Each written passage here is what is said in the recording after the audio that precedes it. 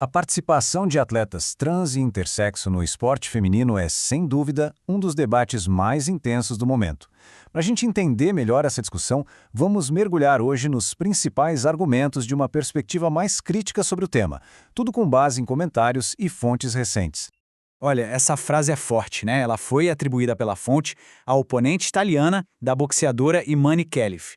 É uma frase que já joga a gente direto no olho do furacão de um debate que é bem complexo e, para muita gente, muito pessoal.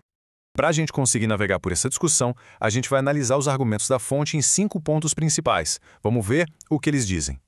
Ok, vamos lá. Primeiro ponto, a ideia central da fonte é o seguinte, que o público estava meio dormindo no ponto, sabe? Sem perceber uma agenda que, segundo eles, avançava em silêncio. Mas aí alguns eventos recentes teriam disparado um verdadeiro alerta geral.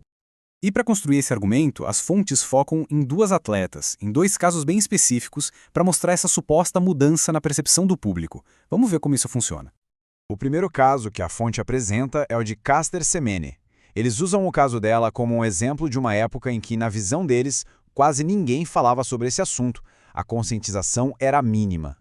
Agora, olha só os detalhes que a fonte traz. Segundo eles, foi um processo no tribunal esportivo que acabou revelando informações sobre a biologia da Semenya. Eles a descrevem como uma pessoa com testículos internos e níveis de testosterona na faixa masculina. E é bem importante lembrar que essa é a interpretação e a linguagem que a fonte usa, ok?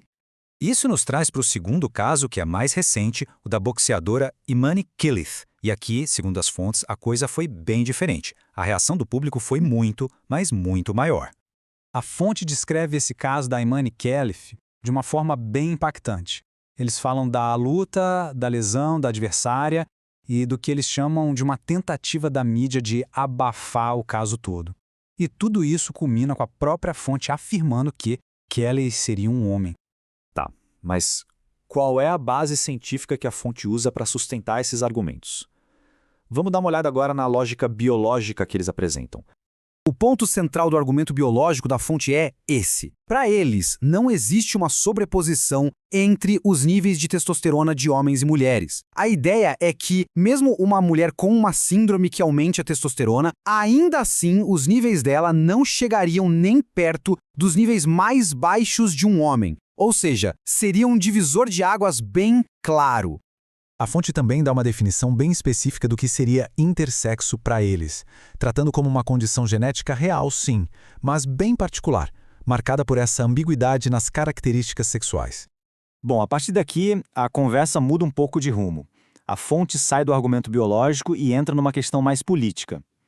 Aí eles começam a perguntar, tá, mas quem é que está por trás dessas mudanças todas nas regras do esporte? A grande questão que a fonte coloca na mesa é justamente essa. Quem são os agentes que estão ativamente empurrando essa mudança nas regras do esporte? E a resposta, segundo eles, aponta para 3 atores principais. O Comitê Olímpico Internacional, o que eles chamam de movimento do transgenerismo, e também o que eles descrevem como uma estratégia para aprovar as coisas sem muita discussão com o público. E aí entra uma teoria que eles apresentam, a de que o termo intersexo estaria sendo usado de um jeito estratégico. A fonte defende que esse termo foi meio que capturado para servir de ponte, sabe? Uma porta de entrada para mudanças maiores, dando uma cara de legitimidade científica para o debate. E olha, para deixar bem claro o tom da crítica, a fonte chega a usar um termo bem pesado e controverso, se referindo ao que eles enxergam como o movimento por trás disso tudo, como a máfia do alfabeto. E então, qual seria o custo humano de tudo isso? Para fechar, a análise da fonte foca nas consequências que isso tudo traria para as atletas mulheres. O ponto crucial que a fonte levanta aqui é o do silêncio. A ideia que eles defendem é que existe todo um clima de pressão, de coação, em que as atletas que não concordam acabam sendo pressionadas a ficar quietas com medo do que pode acontecer depois. E as consequências que eles alegam não são pouca coisa, não. Segundo a fonte, a gente está falando de perder a carreira, perder patrocínio, ter que vir a público pedir desculpas e até ouvir que era melhor simplesmente largar o esporte. E essa frase aqui de uma das fontes resume bem o principal medo que eles apontam. A ideia de que aquele espaço que foi tão duramente conquistado pelas mulheres no esporte estaria agora sob ameaça. E é com essa pergunta final bem provocadora que as fontes fecham o argumento delas. É uma pergunta que vai direto ao ponto, né? Questionando se as mulheres XX estariam, de fato, sendo substituídas nas competições esportivas.